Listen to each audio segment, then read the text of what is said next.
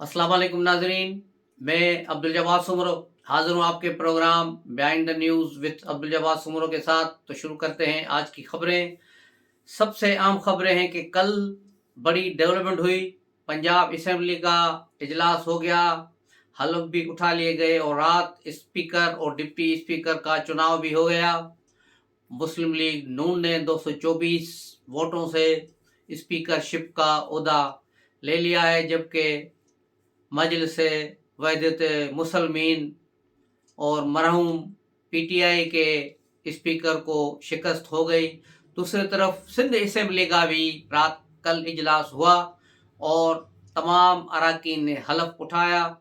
Pakistan assembly की पहली assembly है जिसमें सिंधी, उर्दू और अंग्रेज़ी में हलफ लिए गए और एक ये बड़ी अहम पेशरफ थी कि तीनों ज़बानों में ये बात हुई। लेकिन असेंबली के अंदर तो बड़ा पुरसुकून माहौल था, मुबारकबादें चल रही थीं, लेकिन असेंबली के बाहर बड़ा तनाव था। मुख्तलिफ जगहों पर मारकूट, लड़ाई झगड़ा चल रहा था क्योंकि मौलवी बिखरे हुए थे जिनके पूरे सिंध में 2-2 हज़ार वोट भी नहीं हल्के में, वो भी कराची पर चढ़ाई कर आ गए और टूल प्लाजा पर धरना दे के बैठे हुए थे। अपनी टांग में जख्म लगा के कह रहे हैं कि हमें पुलिस ने पत्थर मारे। पुलिस पत्थर तो नहीं मारती, पुलिस तो लाठियां मारती है या शेलिंग करती है। खुद ही पत्थर मार कर, खुद ही जख्मी कर खुद ही कह रहे हैं कि हमें ये हो गया। और सिर्फ खवातीन कारकुनों को, जो यकीनन अयाज लतीफ़ पलेजो की पार्टी की औरतें थीं और सिंधियानी तहरीक जिसको कहते हैं उसकी खवातीन थी, बड़ी बहादुर खवातीन हैं और हर अव्वल दस्ता है अयाज लतीफ़ पलेजे की पार्टी का, जिसकी आबियारी रसूल बख्श पलेजो मरहूम ने की थी। रसूल बख्श पलेजे की ये थिंक टैंक थी कि औरतों को उनका हुकूक मिले, वो इनको बड़ी अहमियत देते थे और उन्होंने ही इनको इतना ये सिखाया है। लेकिन अफसोस का मकाम है कि जीडीए की कोई क़यादत वहाँ मौजूद नहीं थी। रेड जोन तक सिर्फ औरतों को आगे लाया गया ताकि औरतें बेचारी जाके वहाँ मरे लड़ें, और न वहाँ पलेजो, न वहाँ कोई जीडीए का दूसरा लीडर, न कोई दूसरा मौलवी भी टूल प्लाजा पे जाके रुक गया। ये सिर्फ इस आसरे पे थे कि कराची में जमात इस्लामी और पीटीआई वाले बैठे, वो उनके कारकुन आएंगे और वो कुछ करेंगे, भाई हम तो फिर टीवी पर देखकर मजे करेंगे।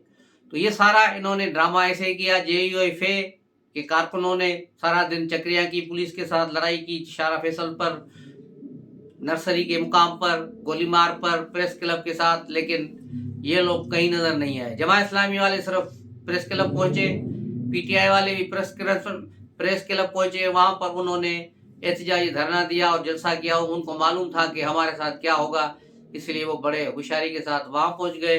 लेकिन उन्होंने जीडीए वालों को, जेयूएफए वालों को तना छोड़ दिया और जीडीए में भी ज़्यादा जो मुतहर किरदार था वो अवामी तहरीक के कारकुनों का था, बल्कि लड़कियों का था, जिन्होंने बड़ी जुर्रतमंदी के साथ पुलिस का मुकाबला किया है बाहर। लेकिन इनकी लीडरशिप बुज़दिलों की तरह कहीं छुपकर टीवी पर बयानियां देख रहे थे, खबरें देख रहे थे कि क्या हो रहा है, ब्रेकिंग न्यूज़ देख रहे थे। तो ये हालत है इनकी, जो मैदान छोड़कर भाग गए, कारकुनों को वहाँ छोड़ के भाग गए। ऐसी जमात हमने पहली बार देखी है। तो आते हैं अब दोबारा फिर सियासी खबरों की तरफ। इस पर काफ़ी लेदे हो रही है कि खवातीन पर हमले किए गए, खवातीन को उनके दुपट्टे उतारे गए। तो सामने भी सिर्फ खवातीन पुलिस ही थी, पुलिस ने कुछ नहीं किया, सिर्फ खवातीन पुलिस थी जिन्होंने कारकुनों को पकड़ा है या उनको ज़बरदस्ती जो है पुलिस मोबाइल में डाला है या कुछ किया है। तो ये सारी खवातीन थी, खवातीन वर्सेस खवातीन ही थी, इसमें दूसरी बात नहीं थी। और रेड जोन में जाना इंतहाई अफसोसनाक अमल है। जब वहाँ मना है तो फिर वहाँ क्यों गए? आप प्रेस क्लब पर जाकर एहतजाज करते, आप कहीं और कोई और जगह ढूंढते कि वहाँ जाके एहतजाज करते। लेकिन रेड जोन में जाके गड़बड़ करना और वहाँ भी सिर्फ अंदरूनी सिंध से जाने वाले कारकुनों को लेकर वहाँ भेज दिया। न वहाँ कोई जमात इस्लामी का कारकुन आया, न वहाँ कोई पीटीआई का कारकुन आया, कराची का कोई भी कारकुन वहाँ नहीं आया, क्योंकि उनको ये सारे चीज़ें मालूम है कि रेड जोन जाएंगे तो हमारे साथ क्या होगा। लेकिन ये सिंध के लोग समझते हैं कि शायद हमने जिस तरह सिंध के मुख्तलिफ शहरों में रोड बंद करके लोगों को परेशान किया है, वहाँ हमें किसी ने कुछ नहीं कहा तो यहाँ भी कोई नहीं कहेगा, हम यहाँ भी कुछ कर लेंगे।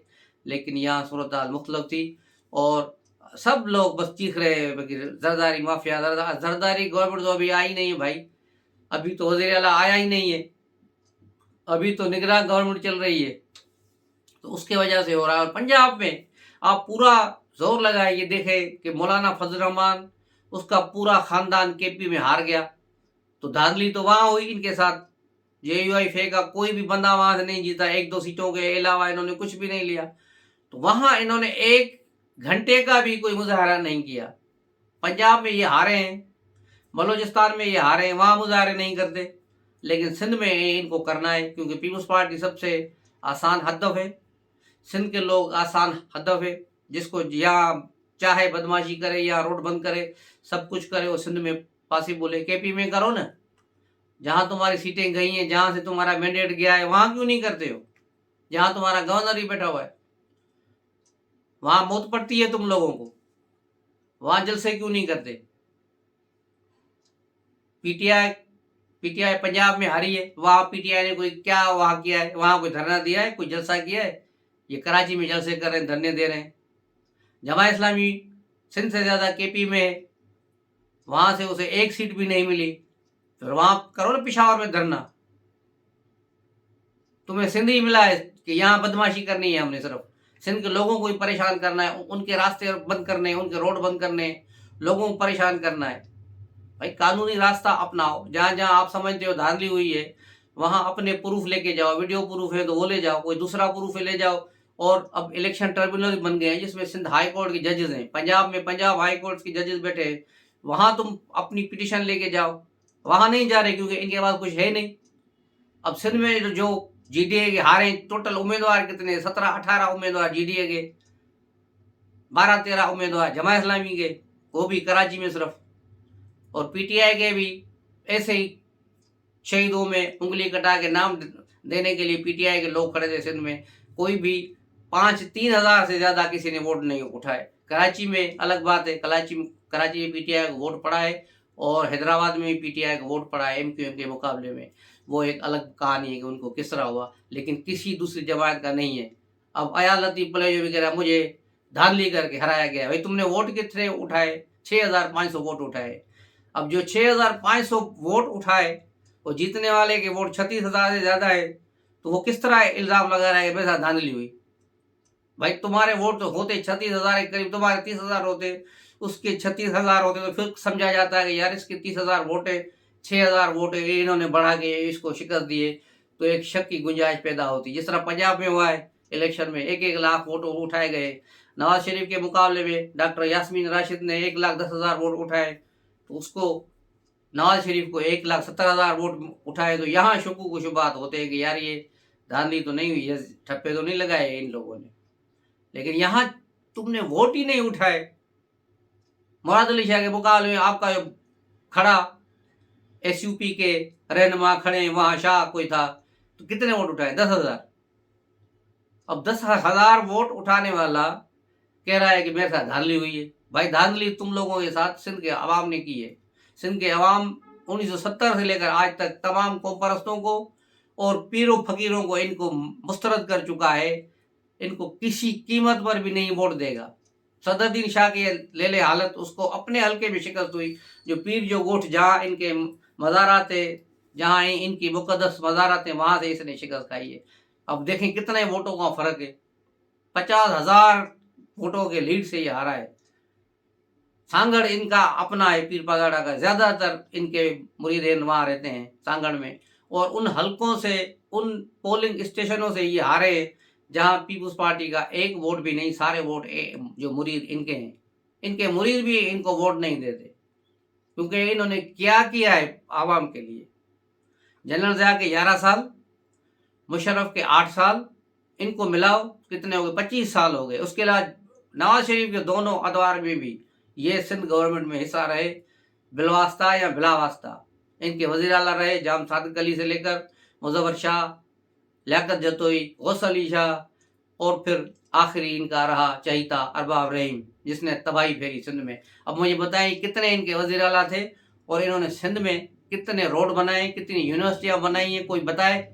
चैलेंज करता हूँ मैं इनको कि अगर इन्होंने एक कॉलेज भी बनाया हो, क्योंकि यही सूरत हाल जाके देखो गिलगित और बल्तिस्तान में कि आगा खान ने अपने मुरीदों के लिए क्या कुछ नहीं किया। वहाँ हॉस्पिटल जाके देखो, स्कूल जाके देखो, हुनरी दफातर देखो जहाँ बच्चे बच्चियाँ काम सीख रहे हैं, काम कर रहे हैं। पूरे गिलगित बल्तिस्तान में आपको फकीर नहीं मिलेगा कोई कि हम भी कुछ आवाम के लिए कुछ करें, सिंध के लोगों के लिए कुछ करें। सिंध के लोगों को छोड़ो, उनको गोली मारो, अपने मुरीदों के लिए कुछ करो। इनके लिए कोई स्कूल बनाओ, इनके लिए कोई हॉस्पिटल्स बनाओ, जो गरीब है उनके लिए कोई बेनजीर इनकम सपोर्ट की तरह अपना कोई जो है प्रोग्राम बनाओ। अरबों रुपए की आपको जो है सालाना मिलते हैं पैसे, तो ये कहाँ जाते हैं पैसे सारे? तो कुछ खुदारा कुछ तो सिंध के लोगों पर रहम करो। अब आते हैं मरकज की तरफ। आसिफ अली जरदारी अब 9 मार्च को सदारती इंतखाब होने जा रहा है, जिसका बाज़ाब्ता ऐलान ये करेंगे इलेक्शन कमीशन वाले। आज करना था लेकिन अभी तक इसका ऐलान नहीं हुआ, लेकिन हो सकता है आज के दिन में किसी वक्त भी हो जाए। उसके अलावा मरियम नवाज सीएम पंजाब के लिए नॉमिनेशन भरेंगी आज, और फिर उनका इंतखाब होगा। इस तरह स्पीकर और डिप्टी स्पीकर का इंतखाब आज सिंध असम्बली में होने जा रहा है। असद शाह को इस बार सिंध असम्बली का स्पीकर बनाया गया है। दुरानी साहब को यहाँ से हटा दिया गया है। थोड़ी चेंजिंग पीपुल्स पार्टी ने यहाँ की है।